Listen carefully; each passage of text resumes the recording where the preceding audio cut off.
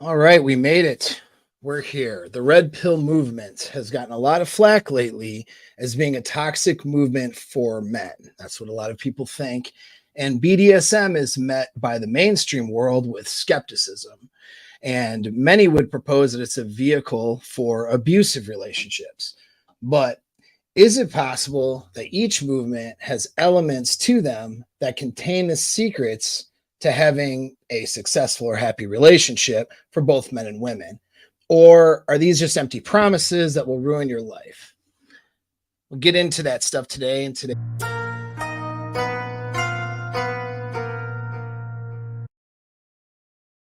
all right, welcome to class, boys, and for a few girls that do show up. I'm going to talk about BDSM and the red pill movements and all that stuff. And so, first, we'll talk about, as I get, all right, so when I get into this, I'm actually going to read part of a sub or a submissive woman's blog post.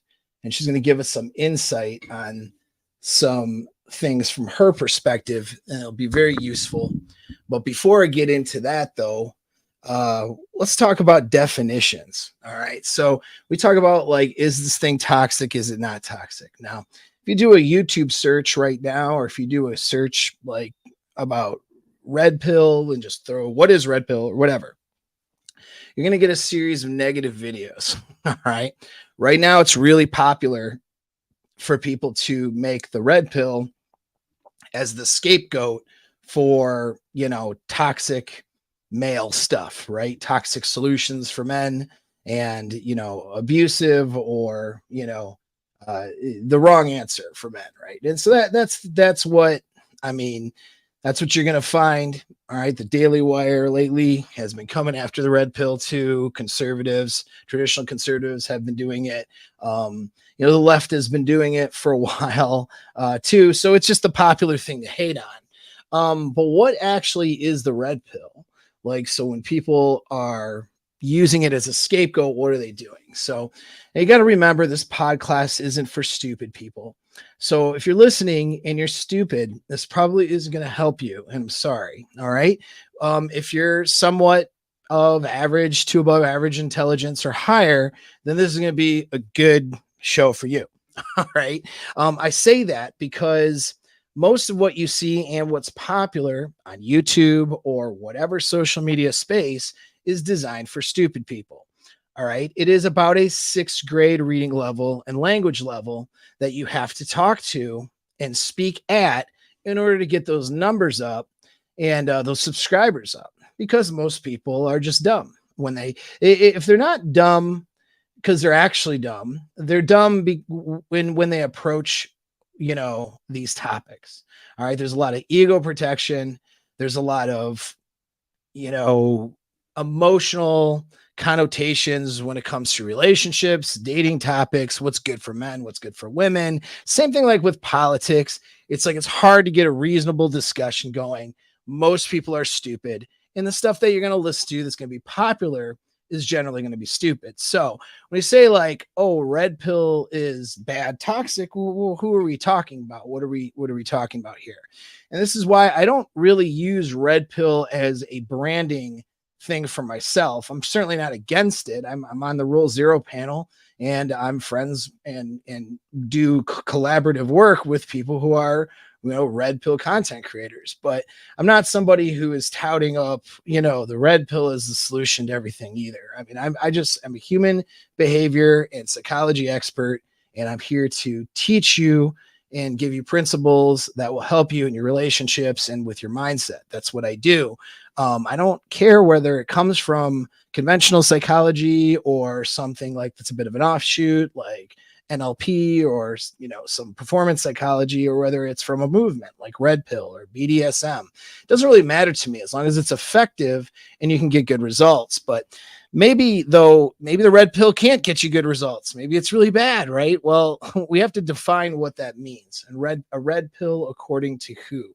So most of the criticism comes from people putting up a straw man or an image of what a red pill dude or red pill set of philosophies are, and then they attack or take down the straw man. All right. And so that's not really helpful at all.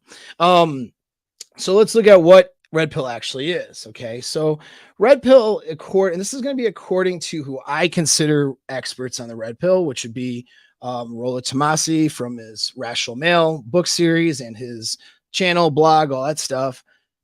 Consider him an expert on the red pill. I consider Ryan Stone, okay? I consider him an expert on the red pill because these guys were around with the creation of the red pill, and they've had more or less maintained the integrity to those ideas. As Ryan Stone, state, and I wasn't, okay? I wasn't. I came in much later. I had influences from psychology and evolutionary psych and all kinds of stuff. I have formal schooling in psychology and degrees, but I'm not somebody who, I got exposed to that, red pill praxeology ideology later on, like maybe around 2016. And these guys have been doing it for a while. So if you're curious where that stuff comes from and what the actual ideology is, you want to look into their content. But I'll sum it up based on, the things that they say. All right. So the formation of it was, Ryan Stone talks about it's men swapping notes, right?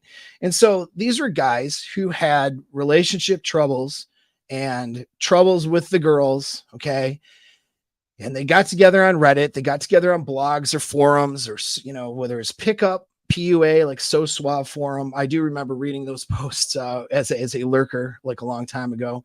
Or Red Pill, Married Red Pill is a Reddit forum, like these different forums, different blog communities, okay, where these guys had relationship troubles and the conventional wisdom and conventional psychology was falling short of solving those problems. Okay.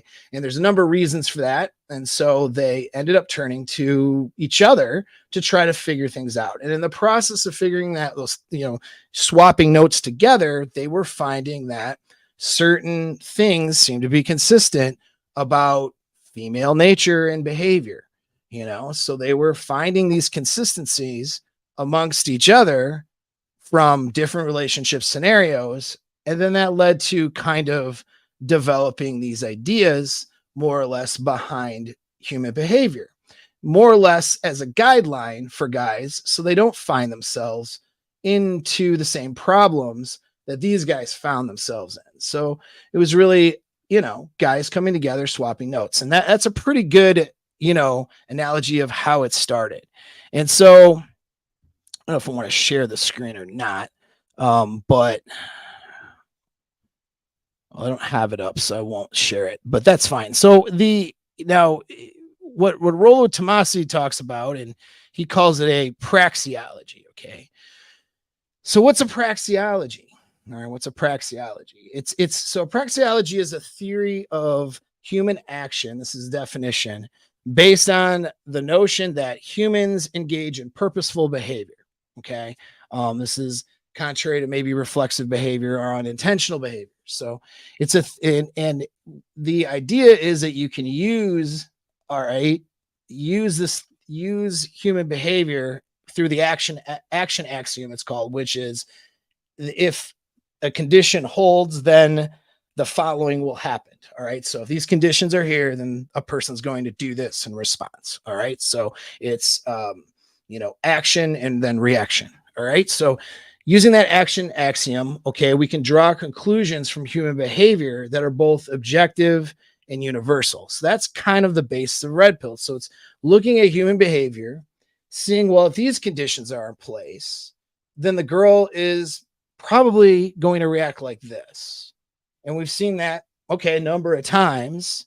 And so we can determine that that's what's going to happen. And so we can now come up with at least an explanation and understanding of her behavior, what we could call female nature, human nature. And with that understanding, then we can make better decisions in our relationships so we can then get what we want. All right. So that's red pill summed up. Now, is it toxic? Right? Well, I mean, I would say, based on what it is, being a praxeology, which is just a way of observing human action in order to predict, kind of have a predictive framework for future actions and to sort of explain human actions. I would say that by definition, it's neither, right? It's not necessarily toxic if you have a series of women, let's say, that given certain conditions tend to react this way, all right, then that's just an observation. That's not toxic or non-toxic. Observing trends in human behavior and commenting to the truth of those trends of the behavior by itself isn't either one. It just is, right? It's just factual. Okay. And this is why, like, you know, according to, like I said, the Rollo, Tomasi, and Ryan Stone, like, they're not saying, well, here's your prescription, right? They're just trying to help you to understand human behavior, all right, and female behavior in relationships. So by itself, is it toxic? Well, the answer is no. It's not a prescription though either. You see what I mean?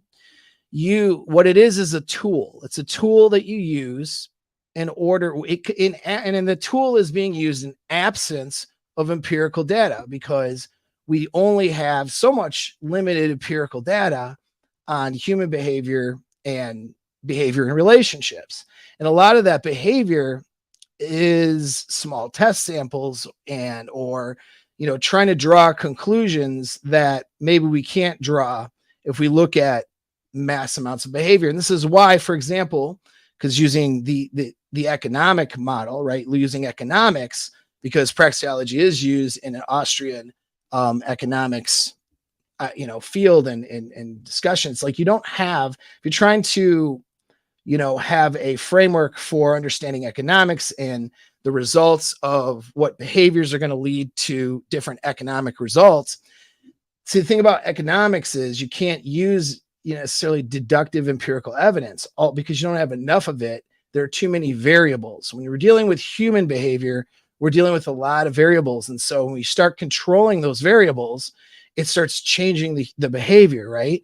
And so you can't empirically, like scientifically, like a physics experiment, deal with human behavior like that, which is why, something like a praxeology for economics or for intersexual dynamics, these things might make some more sense. All right.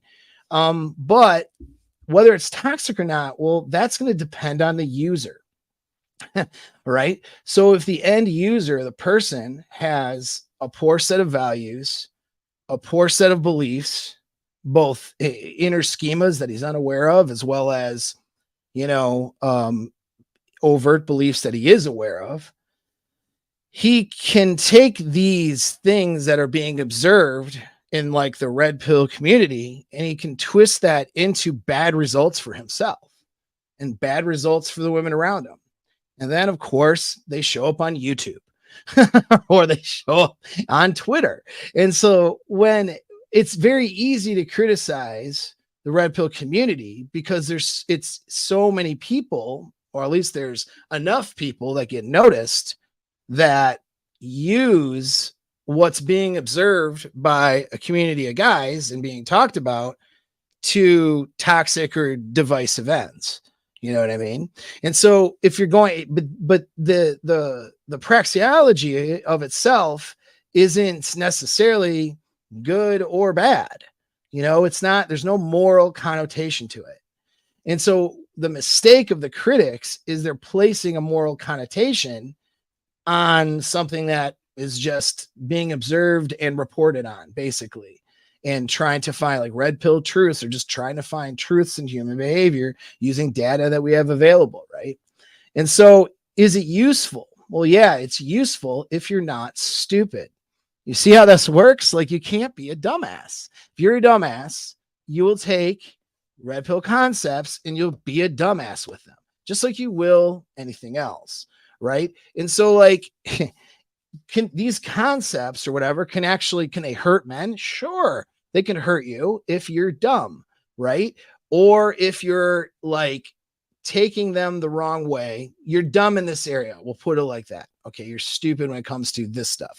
When you don't have a good mental framework and a healthy mental, inner game, right? You don't have a healthy, attachment, form ways that you attach to other people. And if you don't have yourself sorted out up here, red pill concepts, they could harm you for sure, but it's not because red pill's bad. It's because you're bad.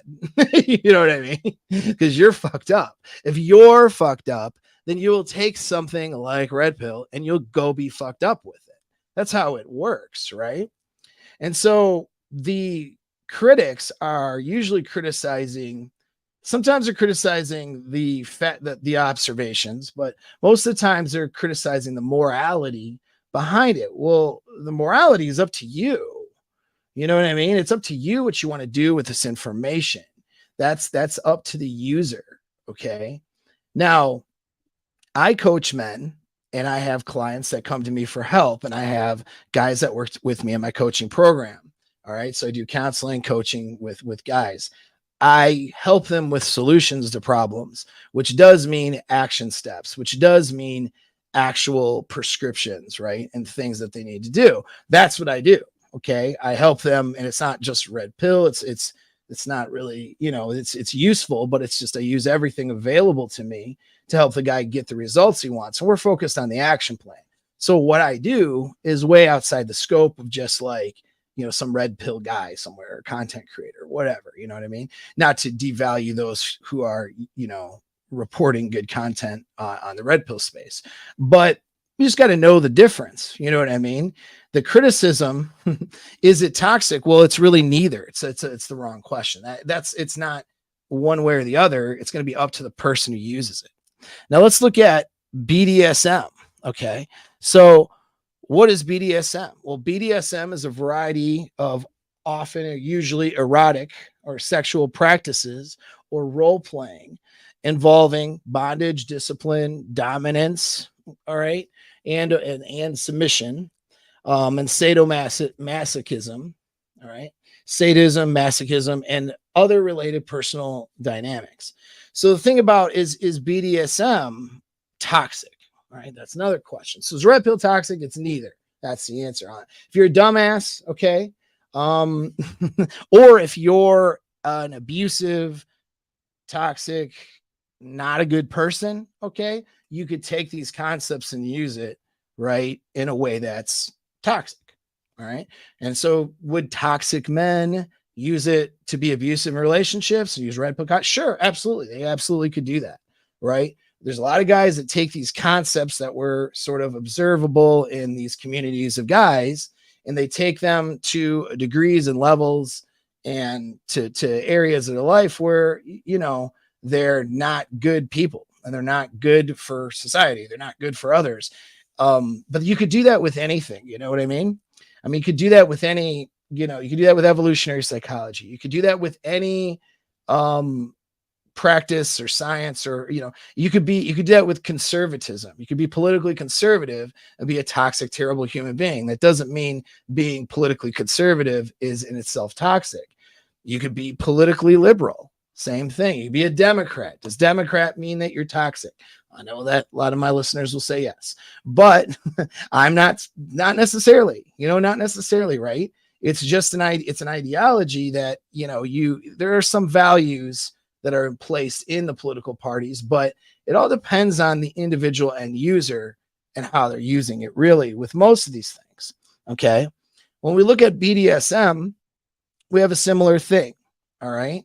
Which is that, it's a practice and a tool that's used in interpersonal dynamics and in sexual dynamics that can be used really for good or for bad. It depends on the user. And there's a wide range too of what the BDSM quote unquote, community, or what somebody could call themselves a practitioner of BDSM, what that actually means.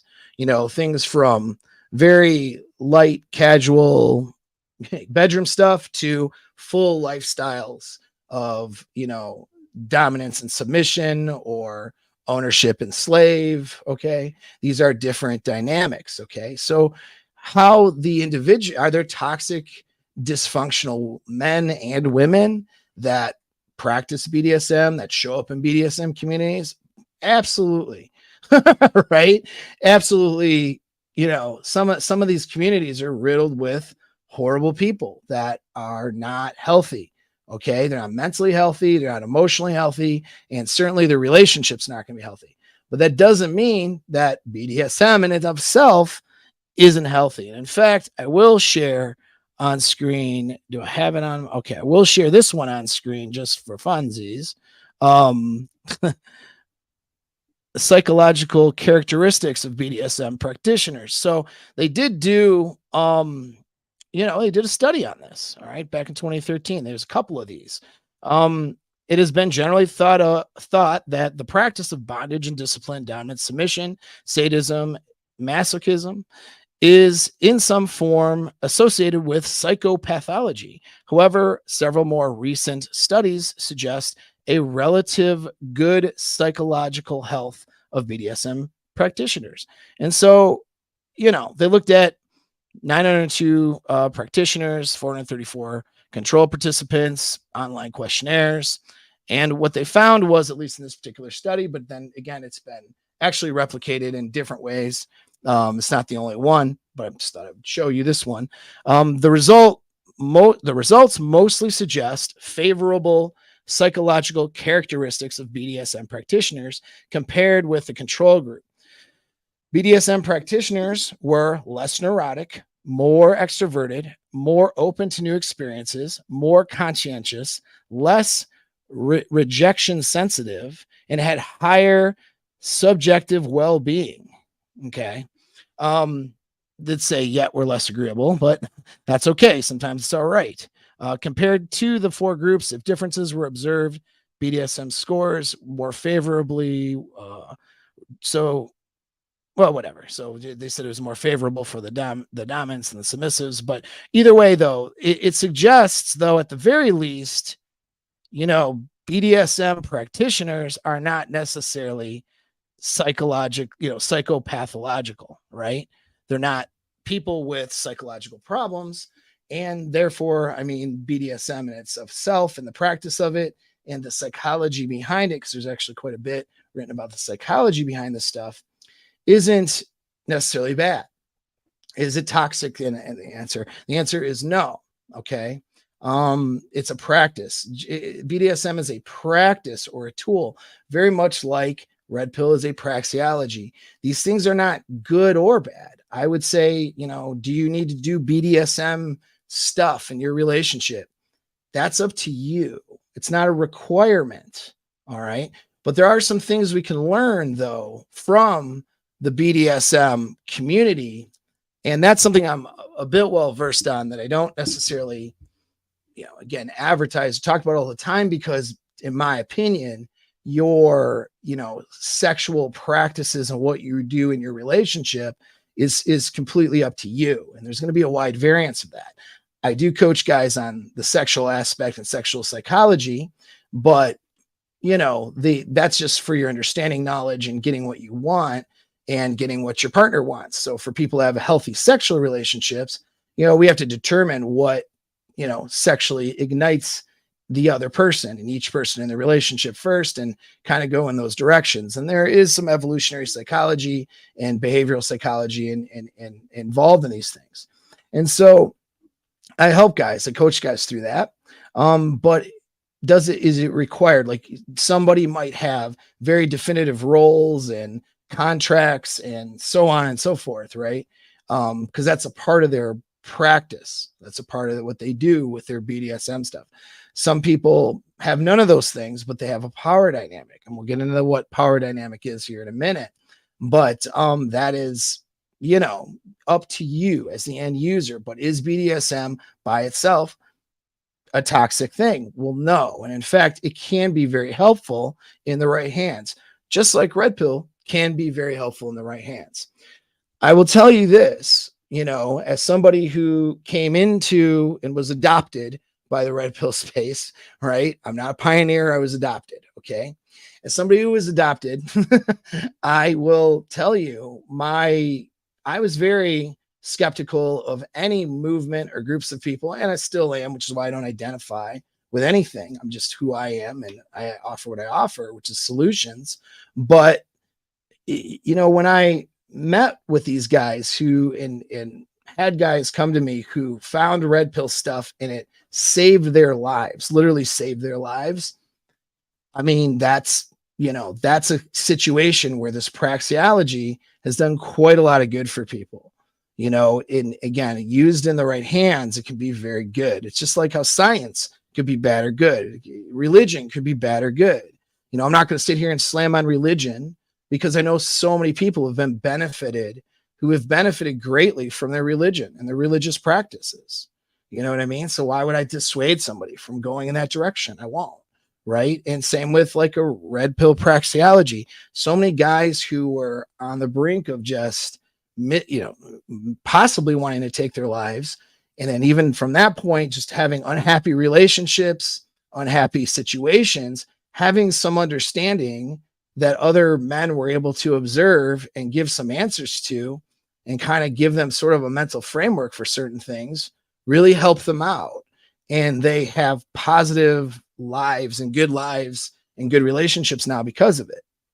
So we only hear about the incels and the goofy weirdos who were toxic and had mental issues and inner game issues to begin with, who jumped on an ideology to pollute that ideology to fuel their more or less dysfunctional sensibilities. Okay, we hear all about that. We don't hear enough about the success stories, and there's a ton of those. Okay, so that's how is red pill useful? Absolutely. Well, same with BDSM too. There's so many relationships that had no understanding of sexual psychology and power dynamic and human psychology as it applied to the bedroom, and there were so many hangups around sex, guys ego protecting, guys being really bad at it, women being also bad at it, and also feeling a lot of shame and feeling a lot of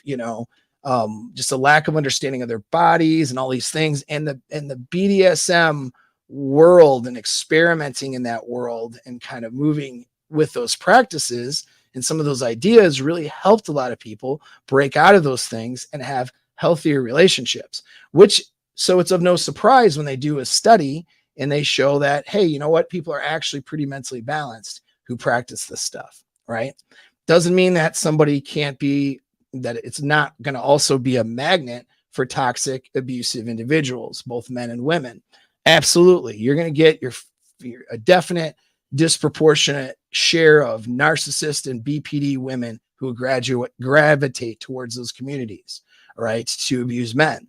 You will have your fair share of psychopathic and narcissistic men that will do the same and use these dynamics and the psychology, the stuff they're learning to abuse women. For sure, you'll run into that. But again, by and large, though, the practices themselves aren't to blame. That's the individual who's using them in the wrong way. So I'm going to take a peek here at the chat because we got a lot of chats going on. All right. Sluggo's been waiting for someone to tackle this topic. Good, man. Good. Are we going to get into psychology or tools of BDSM? Some of them. I'm going to read. Yes, some of them. This is not a how-to, though. Okay, but you will get some stuff here because I'm going to read from a submissive point of view. A girl who's a submissive who did a blog post and her take. It'll be useful.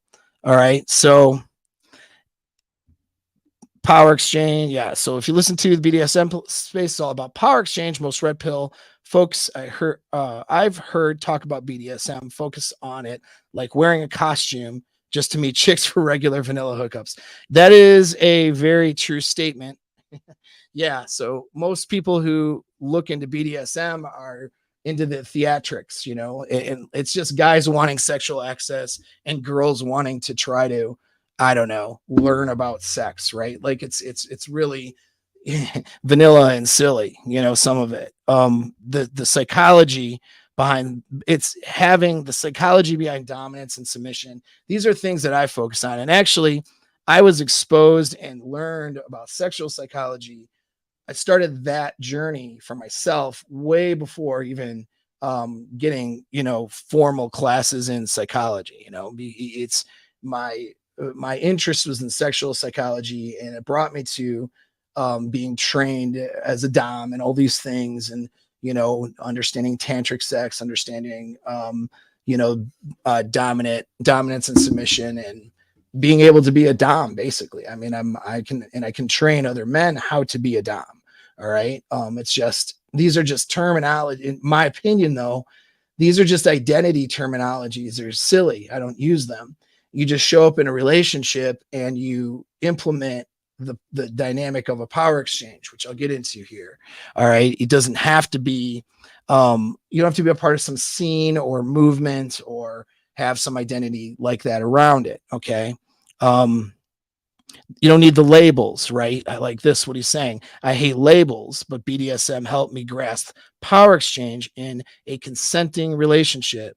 It definitely parallels a lot of traditional frame you speak of, right? Because see, I learned all this stuff from that community, and then in psychology later, looking at sexual psychology and the studies and research, and that were offshoots, and learning about this sort of BDSM and sadomasochistic dynamic, because it was very interesting and very confusing if you don't know about it at first, right? And to understand. All right. And so yeah, these are all good things. And let's see, if you guys got any super chats, go ahead, throw it in there and I will definitely answer your questions. So yeah, so we're going to get into, our definitions. No, these are not a thing, right? These aren't bad. It's all about how you use them. Now, I want to take a quick subject left turn for a second. How it's all about execution, right? It's about the execution of these things. All right. So when I talk to you guys, I don't hold anything back. I mean, I do a little bit for censors, right? But the stuff that, my uncensored self and unfiltered self, you just get on my list, my newsletter, which, by the way, I got something that should have dropped today. It depends on I write it and I have my assistant clean it up and send it. But I should be having stuff coming out almost probably, I know for sure 3 times a week, but there'll be other writings and stuff, in between. So probably around 5 times a week, you're going to get a little bit of a blog thing from my newsletter. Okay. So that's something really to tell you right now. And I'll copy this. It's in the show notes. All right. But I'm going to put it in the chat too. Okay. So it's free. All right. But what I tell you, I give you the information for free here. All right, I'm going to tell you all of it. The reason, so one might ask themselves, how is it that I can have a thriving, coaching program where guys are coming to me for help and paying for it when I give the information for free on YouTube or in my newsletter, right? The uncensored, unfiltered in newsletter. Why? How is that? Reason why is because it's the execution of this material that matters.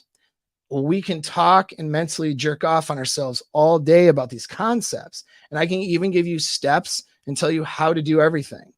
But the execution of it is where it counts. And a lot of guys will run into misunderstandings, confusion, how to apply it to your specific situation. That's where things get a little bit shady. Whether it's a red pill concept, whether it's becoming a dom and being in a BDSM, sort of dynamic with your girl, or whatever it may be, you're going to run into specific things and scenarios that you're going to have to solve for, and the concepts aren't going to be enough. And so that's why someone hires me, talks to me, we get into the individual stuff, because the execution of this material is what matters. Okay. And that's second reason that people would do something with me behind a paywall, is because of accountability, which is, I want to tell you right now. Okay. I have a coaching program that I'm rolling out. I'm just rolled it out. Took my first person candidate for it. It is wrapped up in my year-long mastermind group, except this is my Apex 10. Okay. It's going to be my inner circle of 10 dudes. 10 dudes I'm taking on. That's it. Okay. For the next year, who will have me directly with them as they apply these solutions to their life and giving them that accountability. Okay. So whether BDSM or red pill, okay, you have to apply the stuff. And here I'm going to put the link. The link is just to the ClickFunnels sales page. You've seen these things before, but there's a free, you can click on that. You can watch about, I think it's like an hour long free video on Frame. It's very good. It's not just sales stuff. It's actually good material if you want that, but really just click on it and schedule an appointment if you're a candidate for being a part of my Apex 10. All right. It's in what we're working on is all inner game stuff and all intersexual dynamic stuff, but executing this stuff, executing a plan, developing an individual plan, and then having accountability with that. This means that we're talking, texting, whatever throughout the month, throughout the weeks, throughout the days to make sure to solve problems immediately and to get you, to where you want to go. That's how you get results. All right. But most people who offer these courses in the course grift right now, all the dudes who do the course grift, man, I say grift because they're taking material that I give away for free on fucking YouTube and they're offering it to you in a course for a few $100. Maybe it's useful, maybe it's not, but a lot of people don't get any use out of it because the execution of that material is where it's at. And because they don't have the accountability. I'll tell you what, I hire, even though I know how to work out and I know how to diet, I hire or work out a deal with one of my trainer friends and I have them run my diet. I have somebody else run my programs when I exercise. For example, when I'm working on something specific that I'm having difficulty with, like on an entrepreneurial level, I have coaches and people I talk to, right? It's having accountability like people I have as friends. So having accountability is a critical component to getting what you want. If you've been watching this shit and it hasn't, 10x your life and put you in the right direction yet, or if it has and you want to really up that even more, you need to see if you're a candidate for my program. All right. You need to click that link, do a free consult with myself or my course manager. All right. And we'll assess the situation and see if you're somebody that is a good candidate to kind of get rid of trauma, get rid of all the pain that you're going through and to unfuck yourself. Or even if you're doing all right, get to your goals. Successful people seek out others for accountability. And that's a reality of it. And they seek out others for the execution of this material. So if you want to execute and actually really execute and live these results, okay, and you want accountability, I can only take 10 for that. That's the reason why a lot of coaches won't do it, because it's a lot of work on my part. I can only take so many guys for that level of accountability. And so you need to click that link and sign up for it. All right. And so that is where we're at there. And on that. Okay. So, but I'll go back now to the topic and stuff I'm sharing, but a little show break to talk about that, because whether it's red pill, whether it's BDSM and you want to be a dom, whether it's just, you don't want to get divorced, right? You want to get your wife back who doesn't like you very much right now, or you want to, recover from breakups, or you want to make more money. I will do one final note on this. Like, okay, guys who universally this has happened, guys who've done my year-long program, and especially this would especially be true with my, my Apex 10, my 10 dudes I'm taking, they all leveled up their money in their savings accounts. Why? I'm not offering, I'm not saying here, I'm your business coach. Let me see your business plan. Well, actually I do see some people's business plans. They'll have me help them with that, but I'm not marketing myself as this business guru guy who's going to tell you how to get rich. But what happens is they solve their problems and their life becomes easier. So their life is easier and they have women in their lives. They're having good experiences and they're not having to deal with that frustration. It doesn't take up their bandwidth. So they have more bandwidth to focus on their purpose and on themselves. When they have limiting beliefs with women, that usually translates to limiting beliefs in their own self and their self-worth. And that translates to a lack of success, a lack of value in the marketplace, whether they own their own business or whether they work for somebody. And when we remove that stuff, they end up doing better. They end up getting new jobs. They end up getting raises. They end up, leveling up the business they have. I've had guys go from $65,000 a year to $250,000 a year, more than once. I have most guys up their level of income when they're working with me, because we're working on inner game stuff too. And when they're not dealing with woman problems or toxic problems or scarcity and a lack of access to good experiences with women, and they're not dealing with inner game things, they have all of this. It's like they get all of this time and energy to be focused on their purpose. Like, it really helps. So anyways, that's that. Okay. We have somebody who thinks it's toxic and stupid. All right. Well, welcome to the show. BDSM is toxic and stupid. Well, welcome. Glad you're here. We'll see if you think that way at the end. All right. So back to my notes now. Okay. But those links are there for you if you want them. Now let's get into what are the pillars of a healthy relationship? So what do you think the pillars of a healthy relationship are? I've talked about this before. So if you've watched me before on this, you might know. Go ahead and put it in the chat if you think you know.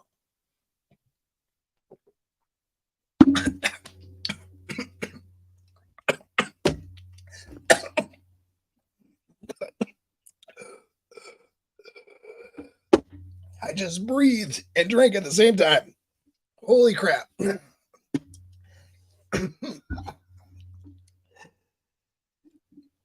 And we're live, so I can't edit that out. That's okay. If I die on YouTube, I think the views will go like through the roof, right? Oh my God, that's hilarious. I decided to breathe and drink. Okay, well, I'll give you guys time. Don't die. I'll try not to. Yeah, the classic wrong pipe move. All right. And as far as yeah, there's a lot of nuance on the BDSM part. It actually can be very healthy. You probably missed that part. Depends on how it's executed. All right. My day's going great, actually. Oh, it's a great topic, so I'm enjoying talking about it with you guys. Okay, so I caught my breath now. Nobody answered. Nobody said what they think the three pillars, or at least one of the three pillars, might be for a healthy relationship. So you could look this stuff up online, and you're going to find a lot of partial answers or wrong answers. Okay. Relationships by and large fail because they don't understand that these three things are important. And so if you're missing these three things if you're missing them in your relationships, you won't have healthy relationships. They won't last. They won't go anywhere. Okay. And so they're really a requirement. And so having awareness of these three things are important.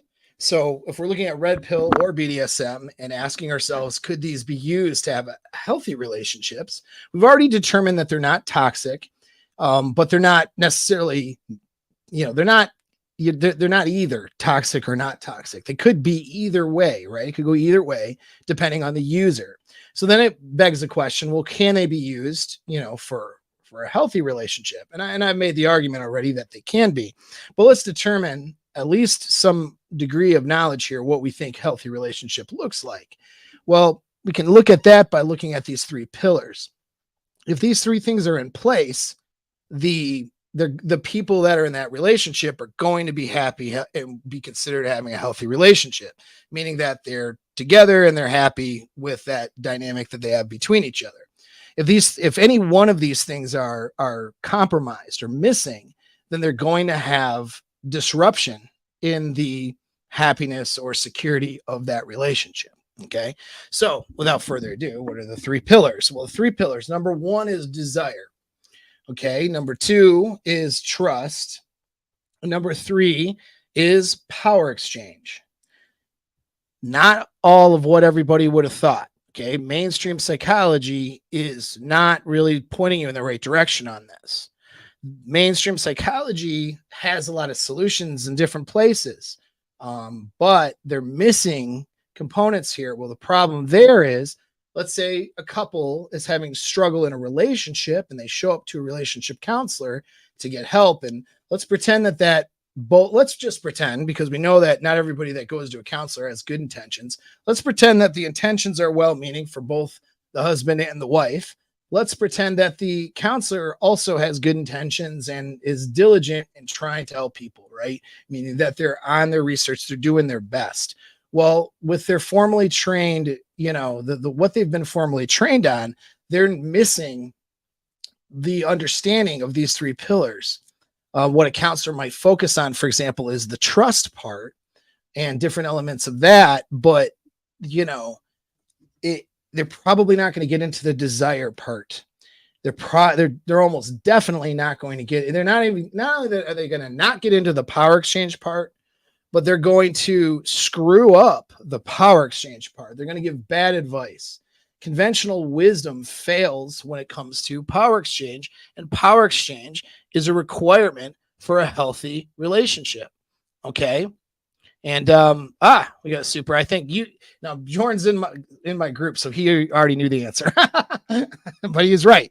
Desire, trust, and dominant submission, which is really just power exchange. Okay, power exchange.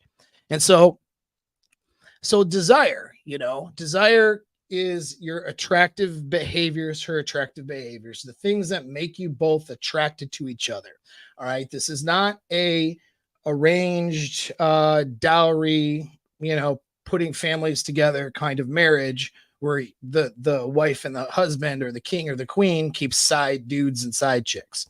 All right. That is how marriage was in medieval times. It's not what we do in 2023. When people come together and they decide they want a long-term relationship, all right, whether they're doing the marriage thing or not doing the marriage thing, their intention is to stick around and be together for a while and possibly, grow together, build a life together. That's usually the intention of some level of committed relationship. Desire is a key component in maintaining desire is a key component to that healthy relationship. All right. And a lot of traditional conservatives, I kind of critique Jordan Peterson on this one and screwing this one up. A lot of psychologists ignore this. It's an important component. All right. Yes. It's an ego protection. Women don't want to recognize that their attractiveness goes down with time and age. Guys don't want to recognize that their attractiveness also goes down. And some of it could be age related, but most of it's actually due to their own complacency and not working on themselves. You know what I mean? And so these things are things that people ego protect. So they don't want to think about the fact that they have to be attractive to their partners, an attractive person as well as sexually attractive. And if they're not, if they lose that, then the emotional buy-in, okay, which you've heard me talk about, or that drive or desire to want to be together, to want to solve problems together, to want to work together, to want to see each other, to want to bang each other, to want to live together, that shit goes away, Now, red pill praxeology and circles understand that desire is important. That is something that red pill brought to the equation that psychology and conventional psychology was missing. All right. And so that was something unique and uniquely talked about in the red pill circles, is how desire and attractive behaviors became important. When guys would go to like the married red pill space and they fell apart, okay, and they're basically living with a roommate who won't have sex with them. That's what their wife turns into. And they're like, I don't know what to do. Well, immediately they start analyzing, what are your behaviors? Oh, gee, you've been doing this list of unattractive things, and that's been happening over time. You're not the same guy she hooked up with originally. Well, that's probably why you're failing. You know what I mean? And that's at least one component of it. And so immediately the guys are working on their SMV or their sexual market value, right? Learning how to be attractive to their girl or their partner. And oftentimes that's all it takes for things to kick back into gear. All right. Girls who want their men to be better men and to be more, motivated, to want to take them on dates and to do the things he used to do. Well, have you gained 50 pounds since you got married? Have you stopped having sex with him? Have you stopped trying in the area of desire and trying to be a desirable person? Using kids and this and that and the other as the excuse? Okay. Like if that's for what's happening with a girl, like she's, why is she confused that her guy isn't putting a lot of effort into the relationship or into her? And that's, the sex is kind of dull and for her, you know what I mean? So desire is a component and it needs to be maintained. All right. And so that's, I won't go down the rabbit hole with this because really I could do hours and hours of show material on all of these topics and all these little subtopics, but desire is a key pillar, and Red Pill brought that idea out. Not that it's never been talked about before, Red Pill, but I mean, it was something that, was a key component. Understanding that genuine desire is a component of relationship success. It's not just a component of pickup. It's not just a component of dating success. It's something that you have to maintain throughout the relationship if you want it to be healthy, you want it to be happy. All right. So that's one thing. Now a number two thing is trust. Okay. So trust is important, but where does trust come from? Okay. Trust comes from the guy's side is a man's competence as well as his communication, and how he communicates with his girl is what causes her to trust him and to want to be in a relationship with him, to want to follow his lead. We'll get into power dynamic in a minute. And so that's what is confusing too. Psychology does talk a lot about communication, and they have some great things on communication there, so the psychology world, I mean, talking about like the 4 horsemen from Gottman theory, some of these things are great. I use them, you know what I mean? But the communication model doesn't usually take into account power dynamic. It assumes 2 50-50 equal partners, which is not how relationships actually are in practicality. And they don't talk much about the competence of the man. They talk about the guy being, open with his feelings and wanting to communicate more and, having integrity and telling the truth. It's not that those, the openness of the feelings is kind of a cop, but the, handling your emotions, though, I will say as a man, is important. It's not that, integrity and stuff that like that isn't important for a guy, but that's not what leads to her having trust in him. What causes a woman to trust a guy is his competence. All right. When he's getting results in the areas of his life, then of course she's going to trust him to get results with their life together. You know what I mean? If he's not getting results in areas of his life, then she loses the trust for him.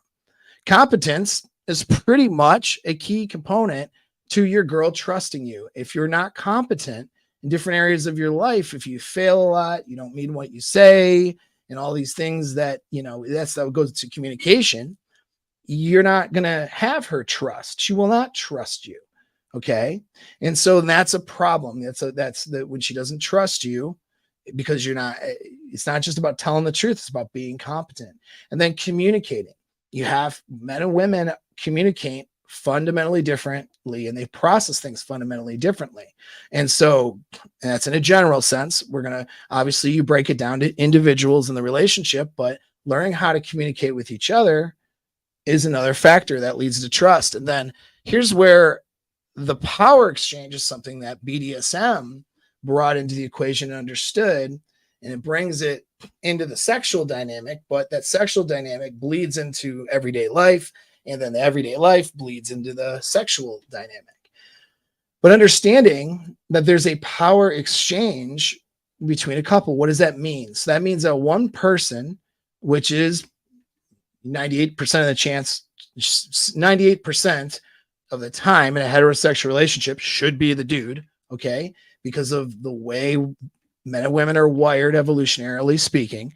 But, the guy is usually leading and the girl is usually following, okay? 98%. What is it? So power exchange means that she is consensually giving up some of her power, okay, to this other person who is receiving that power and authority over her.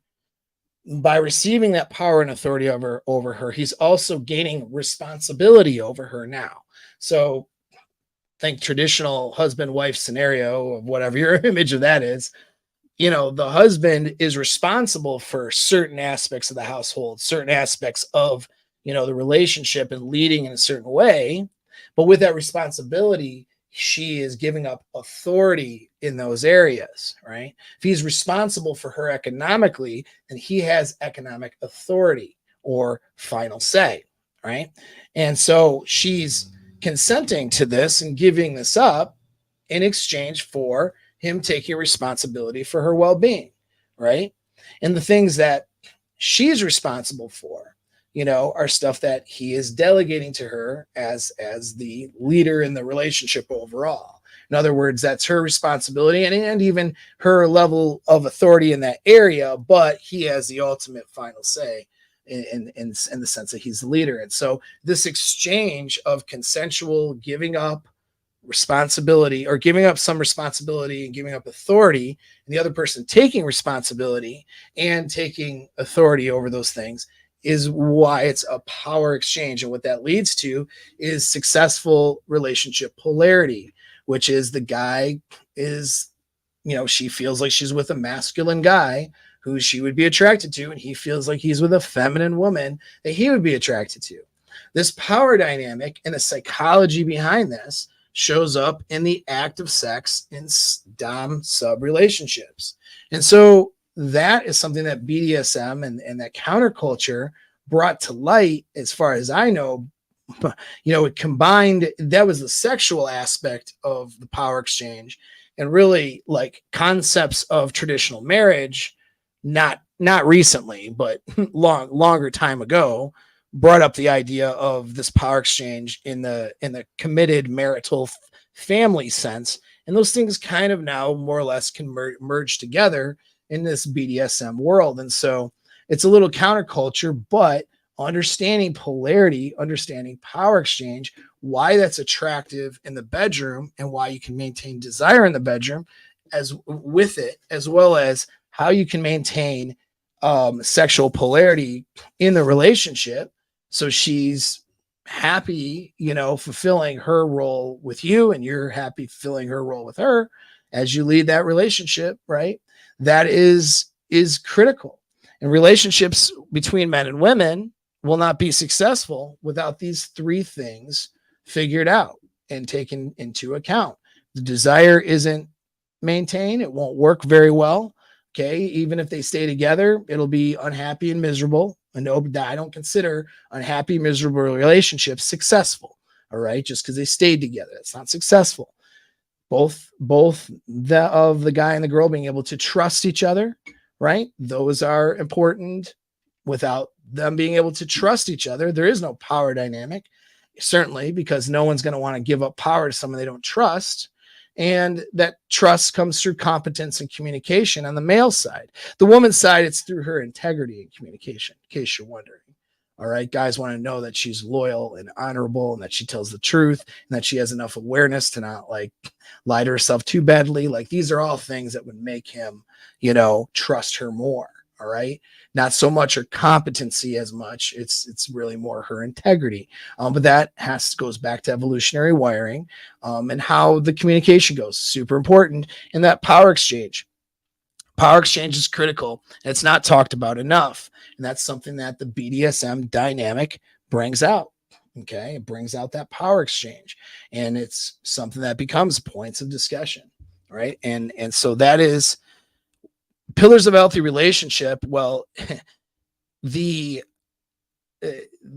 aspects, there's elements of the red pill and red pill praxeology, elements of BDSM world that really highlight these components of what's required for a healthy relationship, right? And can going, understanding those things can be very helpful and very useful. All right. So, before you, on either side, whether you're going to demonize red pill or whether you're going to demonize BDSM, don't be so quick to do that. Okay. Just because there are toxic individuals who have taken these sort of, concepts and movements and taking them into a toxic, abusive directions, that doesn't mean that there isn't elements in there that aren't going to be extremely helpful. And if not life-saving, relationship saving, particularly on the red pill side, but the BDSM side has saved a lot of relationships. A lot of women have been able to overcome sexual trauma and sexual problems. A lot of men and women have overcome sexual problems in their relationships via, think about the alpha widowing scenario and some of these things. All right. Like, you overcome that if you understand power exchange in the bedroom and executing this dynamic, because you can create more deeper and more intense emotions for yourself and your partner. And so you can have deeper, more intense, sexual experiences with each other, which then leads to her hypergamously seeing you as that best sexual option. So BDSM is a very effective tool when used correctly. Okay. So I'll go into a little bit of this article. We'll start this. I think I'm going to make this a 2-part series. I don't know. Well, maybe I can blow through this actually. So this is part of this article, and I should put the link in the description, but she says, okay, a quick story. She says, on her wedding day at the courthouse, we spoke to the judge requesting that he would specifically state the words obey in our vows because we wanted it there. I really want it there because I was very serious in my commitment to his name, or whatever she calls him, as his wife. Well, I think she calls him master of the universe, but I don't know. It's MOU is the whatever. Anyway, well, the judge says he cannot legally say that part of the vows. I looked to master and said, that is okay because we still have our written vows to share. When it was my turn to say my vows, I said to my master, as part of my vows, I will honor you and respect you and obey you as your wife. Okay. So that was her quick story. And she was talking about serving her master, or serving her, husband in this case. All right. Who she calls her master. Now, the person who posted this up in my community, my seduction and my mastermind community. First of all, I want to say the guys in my mastermind community are smart. All right. They're smart guys who, they have a lot more. It's a lot more game aware guys is in that community. They're very successful at what they do. For any of the struggles that they came, to the community for, they've gotten a lot of knowledge. So these guys know their shit, and so they bring up good stuff, things that I learned from, interesting discussions. We have interesting discussions on our calls. And so this is one of the things that got brought up. And, his comment was interesting because he was looking at the BDSM community as kind of like, well, this seems to like solve all our problems here, as guys who are seeking out, a healthy relationship dynamic where the man is the leader of the relationship, right? This seems the BDSM, like psychology and the way that she talks. I mean, she seems like the perfect chick, and it seems like she's really happy. And it seems like the guy's probably really happy. Like, this seems to be the answer to all of the problems is BDSM in that world, and this sort of psychological dynamic, the key component to having the idealized red pill relationship, or the idealized, whatever, any, just relationship that you could think of, right? Is this where the secret is? Is the secret sauce in BDSM? That was his question. And then he brought this up, and I'm going to answer that for you today. All right. Try not to breathe and drink this time. So reading that little excerpt, it sounds good. Okay. Sounds good.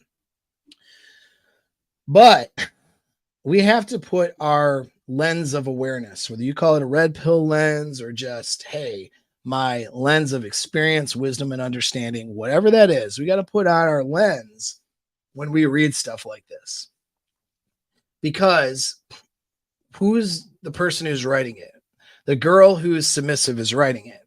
So this is from her point of view, which is a great point of view to take. But as with any point of view, there's going to be a bias there and there's going to be motivations, right? And so it's why I always tell my guys, you can train my guys to look at the motivations of the messenger.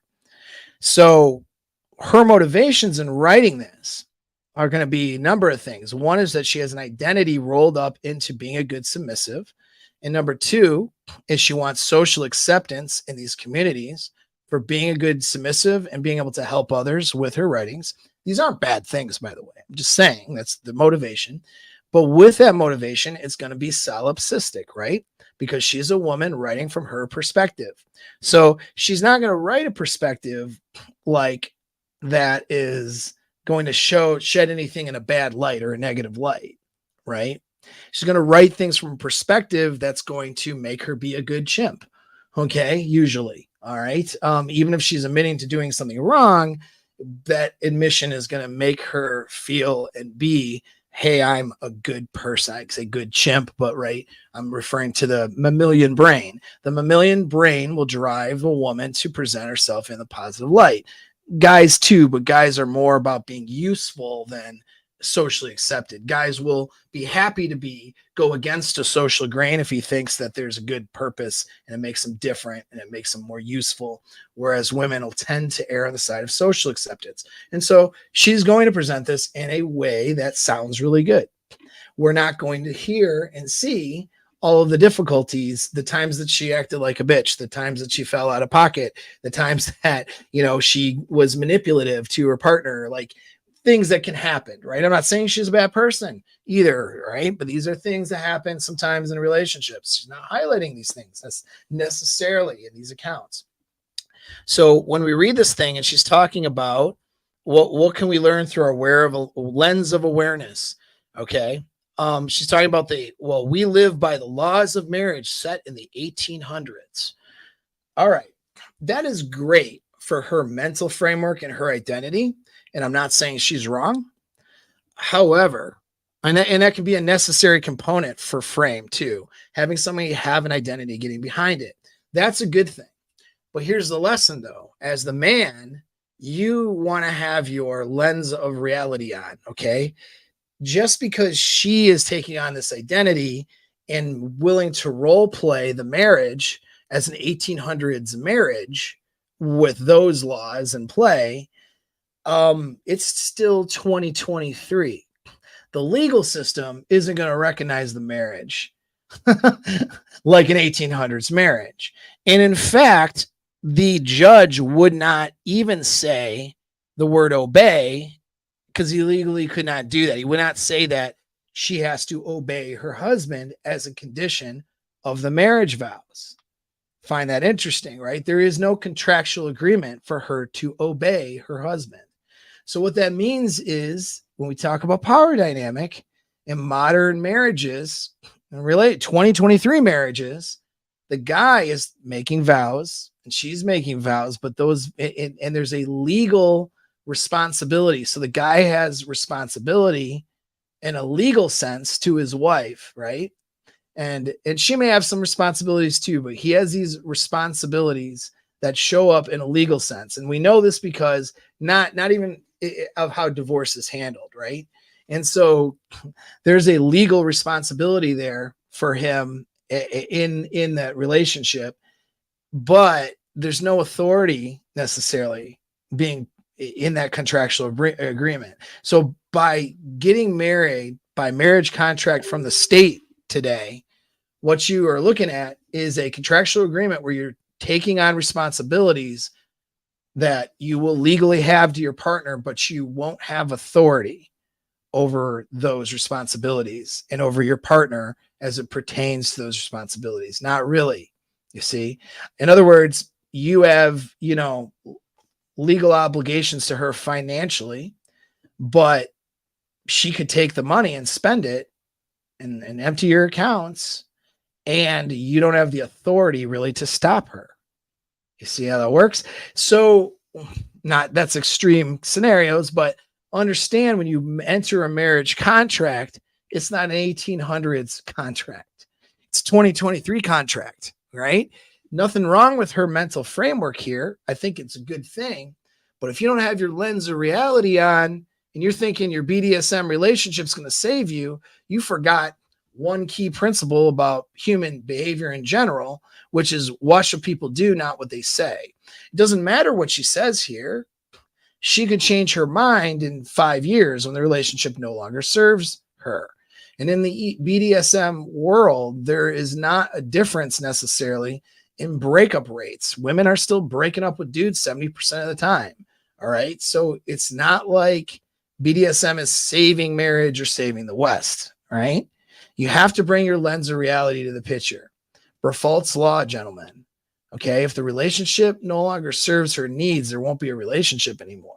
She could use this ideology right now. And again, it's good. I'm not saying it's bad that she uses it, but you always put on your lens of awareness. This guy who got married, I hope he was smart in how he did the marriage and had prenuptial.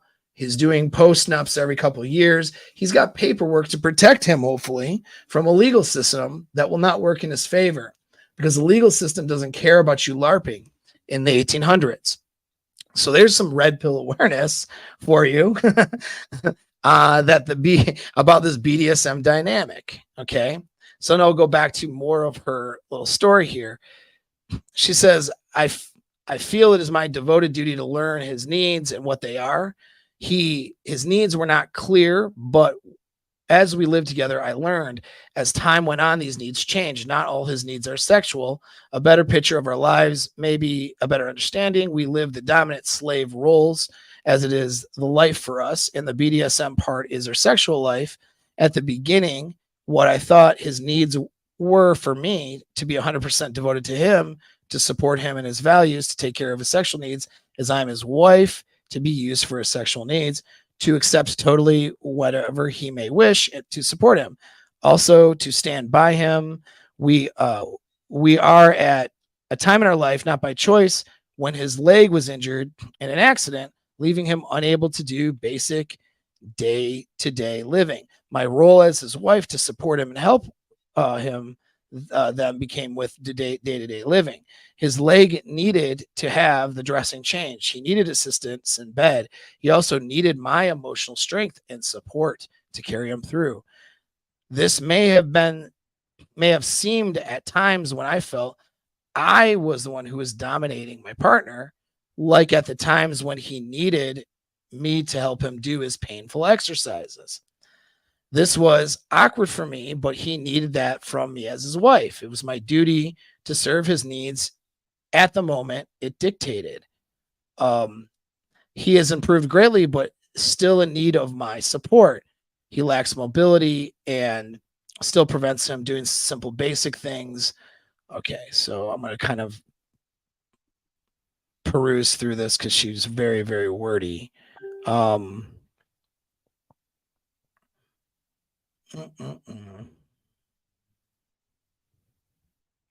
Okay, so that's good. We'll pause there. So what happened was, and what she is illustrating is that the power dynamic changed and it made her feel a bit uncomfortable, but she erred on doing things for the side, on the side of, she erred on keeping the relationship together. A lot of women, though, will not do that. Once a guy shows a weakness, whether it's sickness, illness, or whatever, there's a lot of women who will begin the exit strategy of the relationship. The guy will be on borrowed time. In her case, she stuck with it. In my newsletter that you should be signing up for after the show's over, or clicking the link in the chat to do so in another window, in my newsletter, I actually break down what it was about this chick that made her stay versus why other women would leave that relationship when the guy's health failed and he was put in a weak position. All right. But what we're seeing here is that polarity is a necessary component. And we're also looking at the fact that just because somebody has a BDSM dynamic and an identity behind it, that doesn't mean that they might not leave that relationship. That doesn't mean that that dynamic is permanent. You know what I mean? comes down back to those three pillars and her desire and the components necessary for him to keep desire. Now, when we go through this stuff, he was able to maintain desire probably, and there's a number of reasons I get into in my newsletter. But it's like maintaining that desire, the dynamic had to sort of change, and her perceived needs that she was getting out of the relationships had to alter. Her role had to alter a little bit. And that, created distress and problems for her in that relationship, because women, they're not going to just follow a BDSM dynamic and obey you unless her needs are getting met. And I guess that's the other component. So she says later, and this will kind of sum this up. She says later on, and she says the words here, I think I've learned what his needs are. Yeah. This only happens, I feel, from being really devoted and placing him before myself, my needs. My needs are being met as well because my needs are to meet his. Okay, so her understanding of this relationship dynamic is that her needs are to meet his needs. Again, great identity to get behind, very valuable in terms of holding frame in a relationship, but you got to put your lens of reality on. It's like when a girl says, I love you and I'm going to be with you forever. That word forever is a conditional word. Okay. If she gets to a point where her perceived needs in the relationship are not being met, and she believes that she could have those perceived needs met elsewhere, I'm not saying she'll leave that second, but you are on borrowed time. That relationship is in the process of failing, whether it fails because it becomes a dead bedroom and she just kind of, has resentment, and doesn't like you very much, but stays in the relationship for whatever reason. Okay. Cause she perceives a greater cost, or a greater cost to leave the relationship. The cost is greater to leave, but she's not happy. That's what that turns into. Right. Or whether she leaves because she thinks the cost is greater to stay, and she perceives she can get those needs met elsewhere.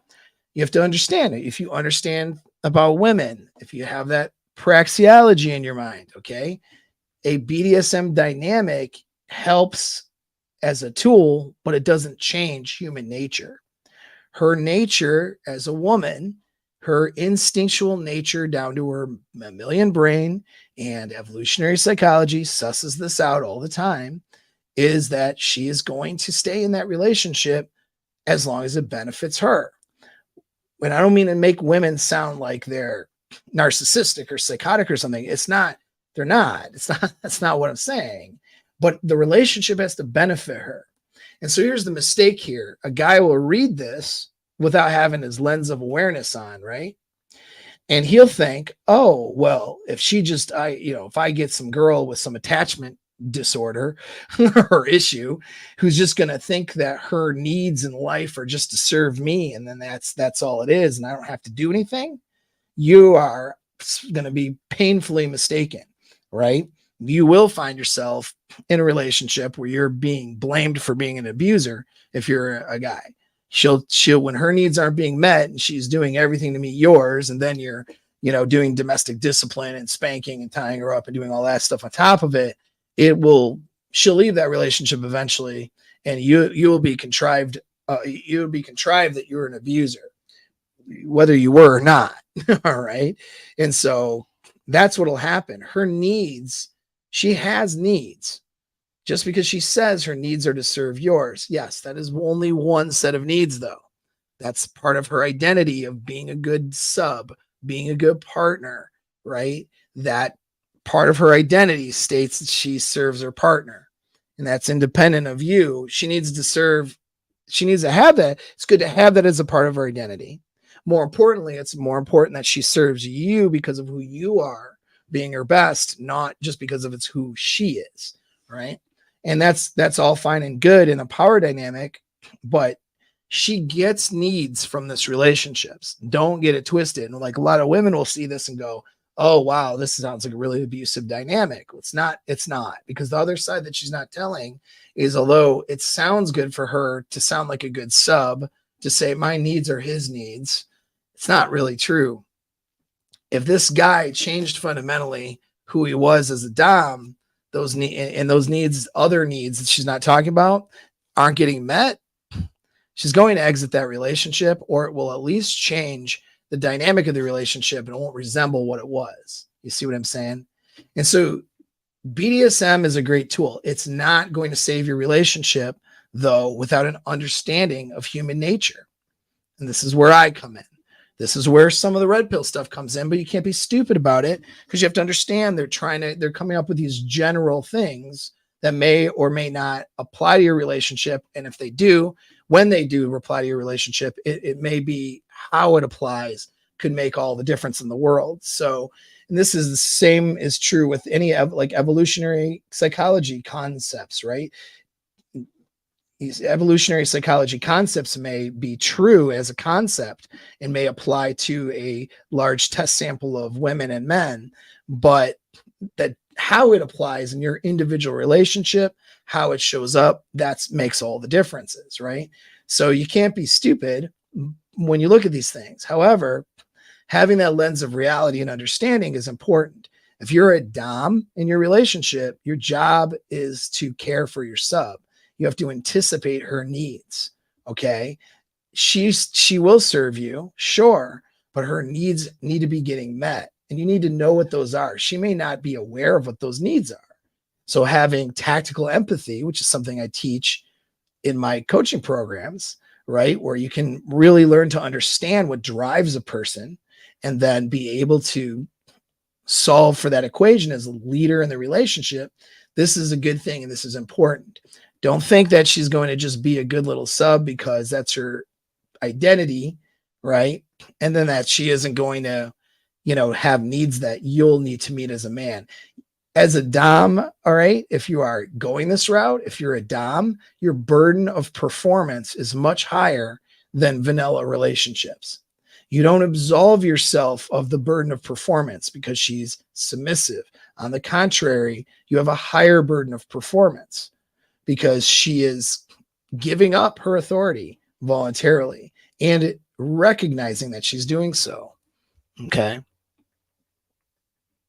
So let's look at, I spotted a question earlier. Okay. Any advice on how a sub type can communicate boundaries respectful in a power exchange? Yes. So first of all, like in the beginning of that power exchange, that's when you suss out a lot of boundaries. Okay. That's a great question. Sarah has a good question. I wish you would have, just for algorithms, done a super something. You don't need to go do one now, but I almost missed this question. That's why I say that. This is a really good one.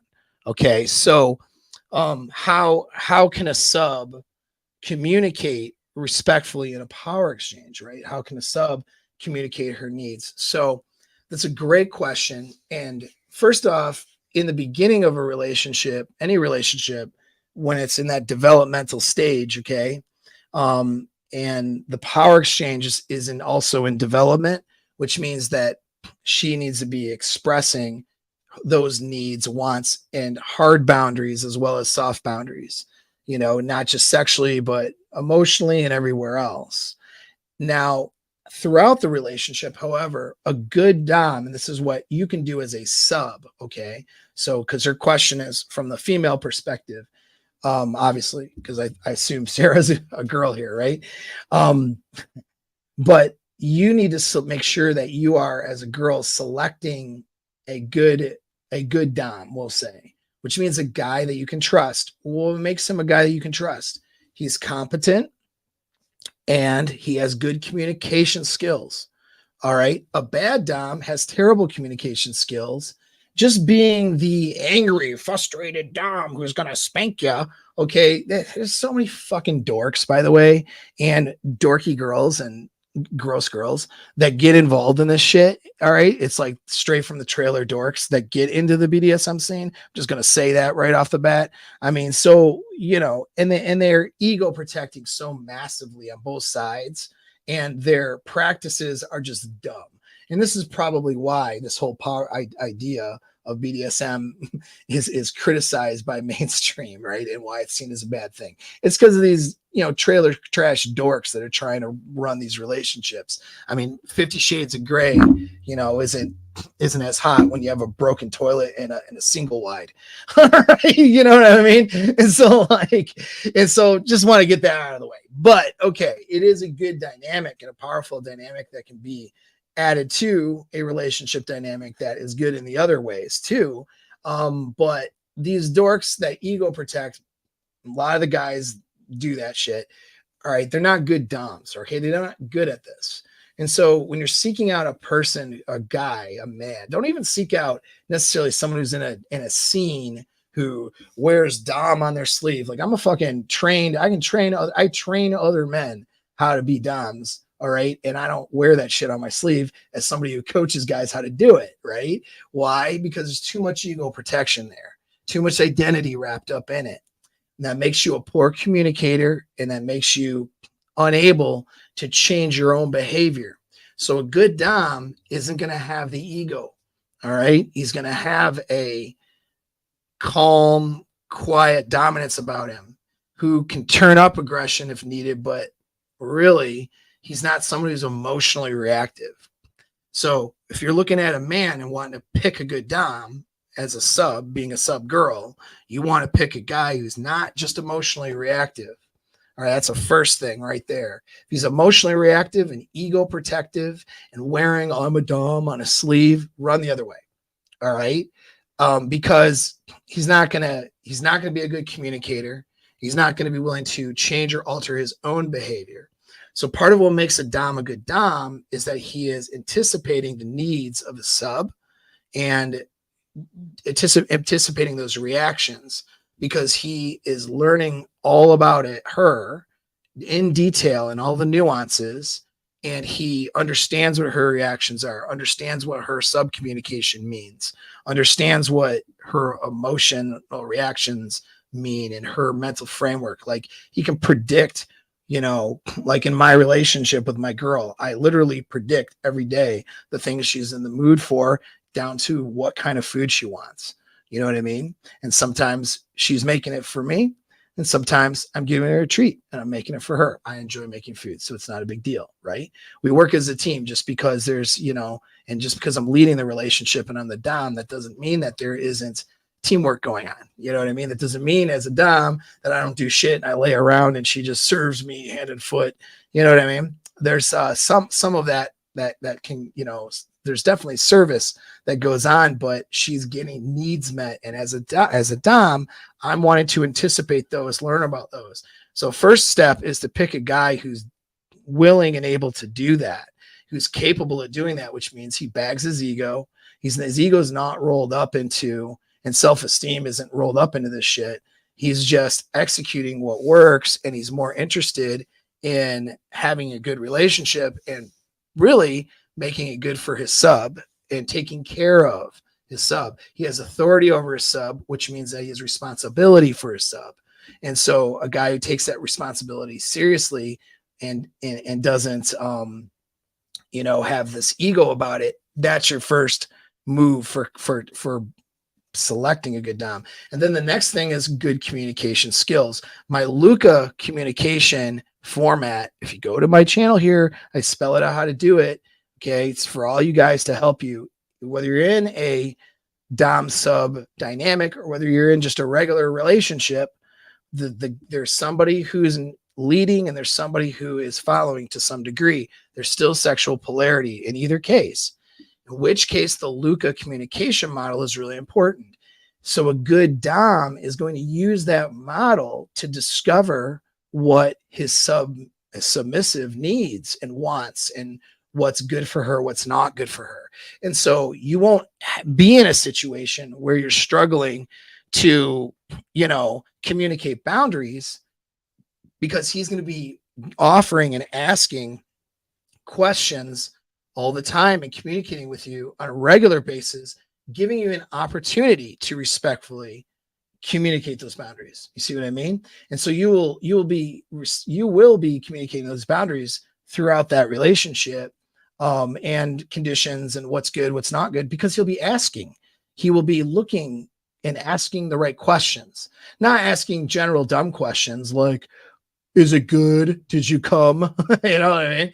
Like, not like that, but I mean, like, asking like details and how they make you feel. And what do you, what did you think about that? Or whatever. You seemed uncomfortable at this moment, or, hey, we're about to go do this thing and I noticed you're stressed out. Tell me what's going on.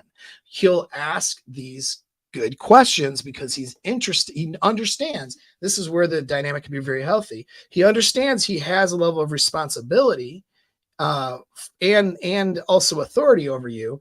So he needs to understand what's going on with you so he can execute that responsibility and authority appropriately.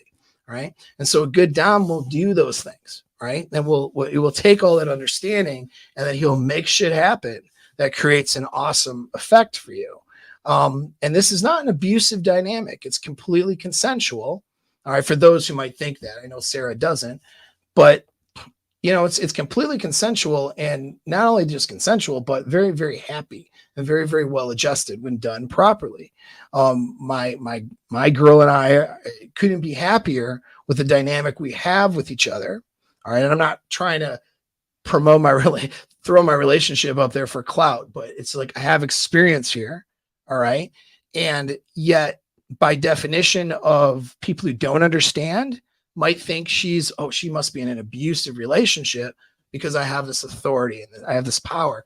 But it's not just about authority and power on my side of it. It's about responsibility and caring for the other person, right? And so it's a power exchange, meaning that there is a balance and there is a polarity.